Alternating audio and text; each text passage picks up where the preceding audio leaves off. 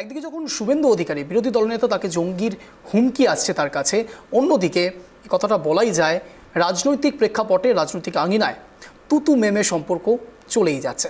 আমি আবারও ঠিক এই জায়গায় আনন্দদার কাছে আসবো। আনন্দদা, একটি বিষয় অত্যন্ত পরিষ্কার, শুভেন্দু অধিকারীকে জঙ্গি হুঁশিয়ারি দেওয়া হচ্ছে এবং এই বিষয় নিয়ে তৃণমূল কংগ্রেসের ওপর দায় বর্তায়, তার কারণ আমরা এই রাজ্যের অংশ। আনন্দদা, আজকে সেন্ট্রাল আইবি যেটা রিপোর্ট পাঠিয়েছে, তো সেন্ট্রাল যখন বুঝতে পারছে যে জঙ্গি আশঙ্কা হতে পারে হয়তো, তো আমরা তৃণমূল কংগ্রেসের পক্ষ থেকে পশ্চিমবঙ্গের সমস্ত লোককেই আমরা চাই যে কারো যেন কোনো ক্ষতি না হয় বা ভারতবর্ষের কোনো লোকেরই যেন কোনো ক্ষতি না হয়।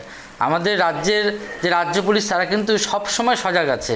আজকে দেখবেন যে কখনো যদি কোনো কিছু একটা দুর্ঘটনা হয় তখন কিন্তু পুলিশ সঙ্গে সঙ্গে তার রিয়াকশন নিচ্ছে আর কি, তার অ্যাকশনটা নিচ্ছে যে যাতে কোনোভাবে কোনো দুষ্কৃতি পার না পায়। আজকে যখন বাংলাদেশে দেখছেন যে সংখ্যালঘুদের উপর যেভাবে নির্যাতন চলছে, পশ্চিমবঙ্গ সরকার কিন্তু কেন্দ্রীয় সরকারকে সর্বাত্মকভাবে সমর্থন করছে যে কেন্দ্র যা সিদ্ধান্ত নেবে আমরা তাদের সাথে আছি দেশের সুরক্ষার জন্য। আজকে কিন্তু এই যে জঙ্গিদের যে বারবারন্ত, আজকে যদি কেন্দ্র যদি রাজ্য সরকারের কাছে সাহায্য চায়, কেন্দ্র কিন্তু রাজ্য কিন্তু সর্বাত্মকভাবে কেন্দ্রকে সাহায্য করবে। কিন্তু বর্ডারটা তো যেহেতু রাজ্য সরকারের আওতায় পড়ে না, এবার সেই বর্ডারের জিনিসটা কিন্তু বারবার করে কেন্দ্রকেই দেখতে হবে। সেটা যদি কেন্দ্র যদি সাহায্য চায় সর্বাত্মকভাবে কিন্তু রাজ্য কিন্তু সাহায্য করছে আজকে কেন্দ্রকে, জঙ্গিদের ব্যাপারে কিন্তু কোনো আপোষ করছে না এখানে। অমলেন্দুদা, আমি আমাদের তৃণমূলের কো প্যানেলিস্ট যিনি আছেন ওনার কথা, যে বর্ডারে সবসময় সাহায্য করে রাজ্য সরকার। আপনি জানেন অঞ্জন দা, কিছুদিন আগে বিএসএফ যখন তার ডমিনেশনের এরিয়া বাড়াতে চেয়েছিল তখন প্রথম অপোজ করেছিলেন আমাদের মাননীয় মুখ্যমন্ত্রী মমতা ব্যানার্জি, এবং তিনি খালি উনার রাজ্যের সাথে সাথে যেসব রাজ্য বাউন্ডারি, তখন কংগ্রেস সরকার ছিল রাজস্থানে, তখন রাজস্থানের সরকারকেও রিকোয়েস্ট করেছিলেন যে তারাও যাতে বিএসএফ এর এই যে 50 কিলোমিটার তারা ডমিনেশন করতে চায় সেটাকে অ্যালাউ যাতে না করে। তো এইসব ভাঁওতাবাজি মাননীয় মুখ্যমন্ত্রী বা তৃণমূল, আজকে যখন বিরোধী দলনেত্রী ছিলেন তিনি, তখন বিরোধী নেত্রী থাকার সময় পার্লামেন্টে দাঁড়িয়ে তিনি স্পিকারের টেবিলে কাগজ ছুঁড়ে কেন অনুপ্রবেশকারী প্রচুর ঢুকছে তার জন্য 2006 সালের কথা বলছেন আপনি, আটকানোর জন্য। আর সেই নেত্রী যখন মুখ্যমন্ত্রী হয়ে অনুপ্রবেশকারীদেরকে দুধেল গাই বা বলেছেন, ভোট ব্যাংক বানিয়েছেন, তখন তার প্রতিটা সামাজিক প্রকল্প থেকে শুরু করে, ভোট থেকে শুরু করে, সমস্ত চাকরি দেওয়ার ক্ষেত্রে শুরু করে, ওবিসির নামে হিন্দু বা সনাতন ওবিসিদেরকে বঞ্চিত করে মুসলিমদেরকে বেশি বেশি করে প্রশাসনিক বা চাকরিতে ঢুকিয়ে দেওয়া থেকে শুরু করে সমস্ত জায়গায় তিনি, বা মাদ্রাসা থেকে কে সাপোর্ট দেওয়া থেকে শুরু করে সমস্ত যতগুলি সংখ্যালঘু যে মন্ত্রী আছেন তাদের সংখ্যালঘু মন্ত্রকের ফান্ড এনহান্স থেকে শুরু করে, যেটা সিপিএম এর সময় যে ফান্ড ছিল সংখ্যালঘু দপ্তরের, তার ফান্ড 4 গুণ 10 গুণ করে দিয়েছেন।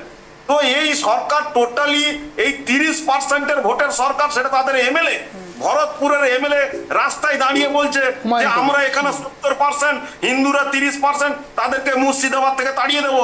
আর রতনবাবু কংগ্রেসের প্রতিনিধি হয়ে সেই মুর্শিদাবাদে বসে তিনি সাম্প্রদায়িক সম্প্রীতির কথা বলছেন। এটা আমার হিন্দু হিসাবে ভাবতে লজ্জা লাগে। সেটা ভরতপুরের বিধায়ককে গিয়ে তার বলা উচিত। এই কংগ্রেস আজকে ভারতবর্ষে আপনারা এই বিএসএফ এর বর্ডার ইস্যু তুলছে, কংগ্রেস বলছে আজকে 77 বছরের স্বাধীনতার ভারতবর্ষে 15, 16 বছর, 17 বছর নাহলে বিজেপির সরকার, এই বাজপেয়ীজি আর মোদিজির মিলে এই 17 বছর বিজেপির সরকার বাদে আর যে 60 বছর কংগ্রেসের অধীনে ছিল, তারা কি করেছে তাহলে? তারা তাদের নীতি তো ছিল অনুপ্রবেশ করানো, তাদের তো নীতি ছিল অনুপ্রবেশ করানো। আজকে কংগ্রেস এই কথা বলার কোনো মানে আছে? বর্ডার নিয়ে কথা বলছে, অনুপ্রবেশ নিয়ে কথা বলছে। ঠিক, অমলেন্দুদা, প্রত্যেকটি বক্তব্য আপনার পুঙ্খানুপুঙ্খ শুনেছি, পয়েন্ট টু পয়েন্ট শুনেছি। আমার শুধু দুটো প্রশ্ন আছে, দুটো প্রশ্ন আমি খুব স্পেসিফিক উত্তর চাই। এক, আপনি বললেন আপনার হিন্দু হয়ে লজ্জা করছে। আচ্ছা, স্পেসিফিক্যালি একটা অ্যান্সার দেবেন, আপনারা কি চান? ভারত হিন্দু রাষ্ট্র হয়ে যাক, সেখানে অন্য কোনো হিন্দু রাষ্ট্র ছিলই তো, ভারত তো সনাতনের দেশ, এই দেশ সবার দেশ। অমলেন্দু বাবু, এই দেশ সবার দেশ, অমলেন্দু বাবু। মুসলিমরা বাংলাদেশে যেটা চাইছে সেটা চাইছে না। তাহলে আপনি কারেকশন করুন অমলেন্দু দা, তাহলে আপনি কারেকশন করুন। আপনি প্রথমে হিন্দু রাষ্ট্র বলেছেন, তারপর সনাতনী কথা বলেছেন। রাষ্ট্র বলছি হিন্দুদের, তাহলে সেটা কারেকশন করুন। হিন্দুদের রাষ্ট্র, কারেকশন বলতে এটাই অঞ্জনদা, এটা আবার বলার কি আছে? অমলেন্দুদা, একদিকে যখন আপনারা যখন গণতান্ত্রিক কথা বলেন, আপনারা যখন বলে এই দেশে সব ধর্মের মানুষরা থাকবে, তখন আপনাদের মধ্যে থেকে কেউ কেউ হিন্দু হয়ে গর্ব করে। অমলেন্দুদা, আমার এখনো শেষ হয়নি। অমলেন্দুদা শেষ হয়নি, আমি বলার সুযোগ দেবো আপনাকে, এখনো শেষই হয়নি। আমি আপনার কাছে আরেকটা প্রশ্ন নিয়ে যেতে চাইছি। একদিকে যখন আপনি বলছেন যে 30% ভোটের কথা ভাবেন এই তৃণমূল কংগ্রেস, এই রাজ্য সরকার, অন্যদিকে এই শুভেন্দু অধিকারী বিরোধী দলনেতা তিনি বলেন হিন্দুরা যারা সেখানে নির্যাতিত হচ্ছেন তারা এই দেশে এসে অবশ্যই তাদেরকে অনুপ্রবেশ দেওয়া হবে, সাহায্য করা হবে।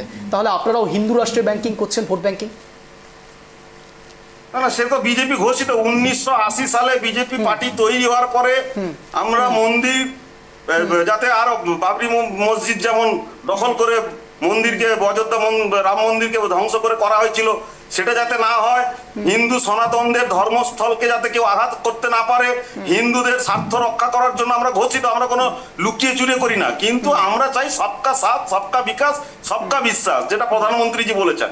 1980 সাল থেকে হিন্দুদেরকে রক্ষা করার জন্য প্রতিজ্ঞাবদ্ধ হয়ে ভারতীয় জনতা পার্টির প্রত্যেকটা কার্যকর্তা মাঠে ঘাটে লড়াই করে। এটা তো আমাদের লোকানো কিছু নয়, আমরা জাতীয়তাবাদী, তার সাথে সাথে হিন্দু স্বার্থ রক্ষা করার জন্যই কাজ করি। এটা তো আমরা ঘোষিত, এটা বলার কিছু নেই। তো বিজেপি সবসময় একমাত্র বিজেপি পার্টি হিন্দুদের স্বার্থ রক্ষা করার জন্যই কাজ করে। তার জন্য বিজেপিকে বিশেষ সম্প্রদায়ের মানুষরা ভোট দেয় না, তারা নিজেরাই বলে, তার জন্যই তো ভোট দেয় না। আজকে বিজেপিকে ভোট দেয় না কেন তাহলে বিশেষ সম্প্রদায়ের মানুষরা? আজকে আপনি এমন একটা, কিন্তু তা বলে এই নয় যে বিজেপির সরকারে কোনো মুসলিমরা ভালোভাবে থাকতে পারেন না। আজকে আপনি দেখান তো একটা উদাহরণ, যে উত্তরপ্রদেশ থেকে বা মধ্যপ্রদেশে 20 বছর বিজেপির সরকার চলছে, মধ্যপ্রদেশ থেকে বা গুজরাটে আজকে 22 বছর 25 বছর বিজেপির সরকার চলছে, গুজরাট থেকে কোনো একজন মুসলিম সম্প্রদায়ের মানুষ ওখানে জমি জায়গা থাকতে পারছেন না, হিন্দুদের দ্বারা নির্যাতিত হয়ে জমি জায়গা বিক্রি করে দিয়ে পশ্চিমবঙ্গে এসে বাসস্থান করছেন। এমন একটা উদাহরণ দেখান দেখি। আমি সেই ছবি অমলেন্দুদা আপনাকে দেখাবো কি দেখাবো না, তার থেকেও বড় প্রশ্ন, আপনাকে একটি ছবি আপনি মনে করিয়ে দেওয়ার চেষ্টা করি। অমলেন্দুদা, একটি ছবি আপনাকে একটু মনে করিয়ে দেওয়ার চেষ্টা করি। একটি ছবি আপনি অনেকক্ষণ ধরেই বলছেন এবং আমরা প্রত্যেকটা কথাকে সম্মান জানাচ্ছি, কিন্তু আরও একটি বিষয় আপনাকে তুলে ধরি। এই মধ্যপ্রদেশে রিসেন্টলি, আপনি নিশ্চয়ই মনে থাকবেন, এক্স হ্যান্ডেলে ছড়াছড়ি ছিল সেই ভিডিও নিয়ে। একজন ব্যক্তি, তিনি বিজেপি সমর্থক, তিনি একজন দলিত সম্প্রদায়ের মানুষের মুখের ওপরে প্রস্রাব করছিলেন। বলে যেতে পারেন, অস্বীকার করতে পারেন? না, অস্বীকার না। দেখুন, ওটা কেউ নেশা করে, ওগুলো দুষ্কৃতি, নেশা করে কেউ নেশা করে দুষ্কৃতি কিছু কাজ করে। বেশ, একেবারে অন্তিম নম্বরে রয়েছে অমলেন্দুদা। এবার স্ট্যান্ডিং পয়েন্টের দিকে যাব, সমাজ নয়। ঠিক যেমন ফিরহাদ হাকিম মন্তব্য করলে পরে আপনারা বলেন যে তৃণমূল কংগ্রেসকে তার দায় নিতে হবে, ঠিক একই রকম ভাবে সেই ব্যক্তি যদি প্রস্রাব করে থাকে তাহলে বিজেপিকেও তার দায় নিতে হবে। আমি একেবারে অন্তিম নম্বরের দিকে আছি, রতনদার কাছে যাবো। রতনদা, আপনার 1 মিনিট সময় শুরু হচ্ছে এখন, আনইন্টারাপ্টেড। অমলেন্দুদা আসবো। রতনদা, দেখুন অঞ্জনদা, আমি নজরুল ইসলামের একটা লাইন দিয়ে বলি, মিথ্যা শুনিনি ভাই, এই হৃদয়ের চেয়ে বড় মন্দির কাবা নাই। বিজেপি পার্টির এবং আমাদের জাতীয় কংগ্রেস পার্টির মধ্যে পার্থক্য কি জানেন অঞ্জনদা? আমরা ধর্ম নিরপেক্ষতার কথা বলি, ওরা সাম্প্রদায়িকতার কথা বলি। আমরা সম্প্রীতির কথা বলি, ওরা জাতপাতের কথা বলি। এই হচ্ছে আমাদের সাথে ওদের পার্থক্য।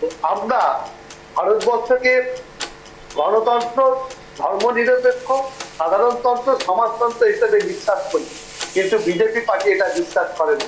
বিজেপি পার্টি চায় যে এই বাবা সাহেব আম্বেদকরের সংবিধানকে পরিবর্তন করে ফেলবে, কিন্তু অত সহজ না। এই দেশ বহু বিপ্লবীদের রক্তে এই দেশ স্বাধীন হয়েছে। আজকে উনি হয়তো জানেন না যে এই দেশের জাতপাত, ধর্ম নিরপেক্ষতা কতটা শক্তিশালী। এর আগেও অনেক চেষ্টা করেছিল, পারেনি। ভারতবর্ষের ঐক্যকে বিঘ্নিত করছে, এখনো পারবে না। যারা উস্কানি দিচ্ছে, সময় দিতে পারছে না রতনদা, আর সময় দিতে পারছে না। আপনারা ধর্ম নিরপেক্ষতার কথা বলেন। না, রতনদা, আপনারা ধর্ম নিরপেক্ষতার কথা বলেন, ঠিক বলেছেন। আপনারা ধর্মনিরপেক্ষতার কথা বলেন এবং বিজেপি বা তারা যারা আদৌ হিন্দুকে সাপোর্ট করেন তারা একদম অকপট বলেন, তাদের ক্ষেত্রে আপনারা অনেক রকম কথা বলেন। সেই জন্যই তো বাংলাদেশে যখন সনাতনী হিন্দুরা তারা মারধর খায় তখন আপনাদের সেই বিষয়ে কথা বলতে অনেক কষ্ট হয়। আর যখন জঙ্গিদেরকে নির্দিষ্ট একটি সম্প্রদায়, শুনে নিন, নির্দিষ্ট একটি সম্প্রদায়ের উপর বেস করে বলা হয় তখন আপনারা বলেন নির্দিষ্ট একটি সম্প্রদায়কে কখনো দুঃখ দেওয়া উচিত না। আপনারা ধর্মনিরপেক্ষ দল। আমি সরাসরি আনন্দদার কাছে যাব। আনন্দদা, আপনার 1 মিনিট সময় শুরু হচ্ছে এখন, আনইন্টারাপ্টেড, বলুন। আজকে তৃণমূল সরকার, মাননীয় মুখ্যমন্ত্রী ধর্মনিরপেক্ষ এবং সম্প্রীতির বার্তা সর্বত্র উনি দিতে চায় যে রাজ্য শুধু উন্নয়নের পথে এগোক। আজকে যখন বিজেপির যে বন্ধু বলছে হিন্দু হিন্দু, আজকে বাংলাদেশে যে সংখ্যালঘুরা নির্যাতিত হচ্ছে, কেন্দ্রীয় সরকার কি করছে? আজকে সেই সংখ্যালঘুদের কী প্রোটেকশন দিচ্ছে? আজকে বলুক ওনারা। আজকে আমাদের মাননীয় প্রধানমন্ত্রী কিন্তু নবান্নে কিন্তু বলছে যে আজকে কেন্দ্রীয় সরকার যা সিদ্ধান্ত নেবে তার সাথে আমরা আছি। ওখানকার সংখ্যালঘুদেরকে আজকে ওনার বাঁচানোর জন্য সর্বোচ্চ চেষ্টা করছে, কিন্তু কেন্দ্রীয় সরকার বাংলাদেশের সংখ্যালঘুদের জন্য কোনো রকম কোনো কিছু করছে না। আজকে মাননীয় মুখ্যমন্ত্রী চাই যে সর্বধর্ম এখানে বিরাজ করুক, সবার যাতে উন্নতি হয়, তার জন্য আজকে তৃণমূল কিন্তু মানে সম্প্রীতির বার্তা সবাইকে দিচ্ছে এবং সবাই বজায় রাখতেছে। আজকে বিজেপি শুধু হিন্দু হিন্দু করছে, কিন্তু যখন বাংলাদেশের সংখ্যালঘুরা মার খাচ্ছে তাদের পাশে কিন্তু দাঁড়াচ্ছে না। ঠিক, একেবারে অন্তিম লগ্নের দিকে রয়েছে। আমি সরাসরি একদম অন্তিম লগ্নে অমলেন্দুদার কাছে যাব। তার শুধু আনন্দদার কথা রেস্টুরেন্টে একটি কথা বলতেই হচ্ছে, আপনারা সর্বধর্ম একসঙ্গে থাকতে চান, আর আপনাদের মেয়র ফিরহাদ হাকিম বলেন সংখ্যাগরিষ্ঠ আমরা ইনশাআল্লাহ একদিন অনেক বড় হব। অমলেন্দুদা, আপনার 1 মিনিট সময় শুরু হচ্ছে এখন, আনইন্টারাপ্টেড, বলুন। দেখুন অঞ্জনদা, আজকে ভারতীয় জনতা পার্টি জন্মলগ্ন থেকে জাতীয়তাবাদী আদর্শেই ভারতবর্ষের সামগ্রিকভাবে কাজ করে। আমাদের জাতীয়তাবাদী আদর্শ, এবং আমরা হিন্দু স্বার্থ রক্ষা করার জন্য কাজ করি। তাই বলে এই নয় আমাদের ভারতীয় জনতা পার্টির সরকারে অন্য সম্প্রদায়ের মানুষরা থাকতে পারেন না বা সরকারি পরিষেবা পান না, এরকম একটা উদাহরণ দেখাতে পারবেন না।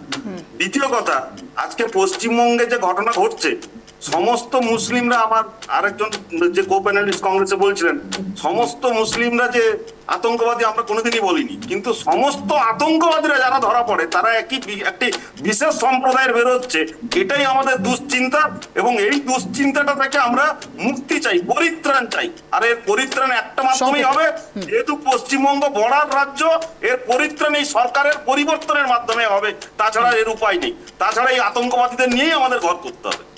বেশ, একেবারে অন্তিম লগ্নে অনেক তাড়াতাড়ি আপনি শেষ করেছেন। আপনাদের 3 জনকে অশেষ ধন্যবাদ ট্রাইব টিভি বাংলা আসার জন্য, সন্ধ্যে 7টায় এই শোতে জয়েন করার জন্য। যে কথা বলে আজকের এই স্পেশাল শো শেষ করব, দেখুন আমরাও বিশ্বাস করি না কোনো নির্দিষ্ট ধর্ম বা নির্দিষ্ট সম্প্রদায়ের ব্যক্তিরাই শুধুমাত্র সেই কাজগুলো করতে পারে যা অ্যান্টি সোশ্যাল তাদেরকে আখ্যা দেওয়া যায়। আমরা বিশ্বাস করি সব ধর্মের মানুষরাই ভালো হয়, কিন্তু তাদের কোনো জাত পাত ধর্ম হয় না যারা সত্যিই জঙ্গি আক্রমণ করেন কিংবা অ্যান্টি সোশ্যাল হন। তাদের একটি মাত্র শুধুমাত্র ডেজিগনেশন হতে পারে, তা হলো তারা জঙ্গি, আর তাদের জন্য কোনো মার্সি নেই। সে যেখান থেকেই ধরা পড়ুক, কেন্দ্র হোক রাজ্য হোক, উভয় পক্ষকেই সাধারণ মানুষ হয়ে একজন দায়িত্বশীল সংবাদ মাধ্যমের কর্মী হিসেবে বলবো, সবে মিলে করি কাজ, হারি জিতি নাহি লাজ। একথা বলেই আজকের এই স্পেশাল শো শেষ করবো। এরকমই টান শো দেখার জন্য প্রতিদিন সন্ধ্যে 7টায় নজর রাখুন ট্রাইব টিভি বাংলার পর্দায়। নমস্কার।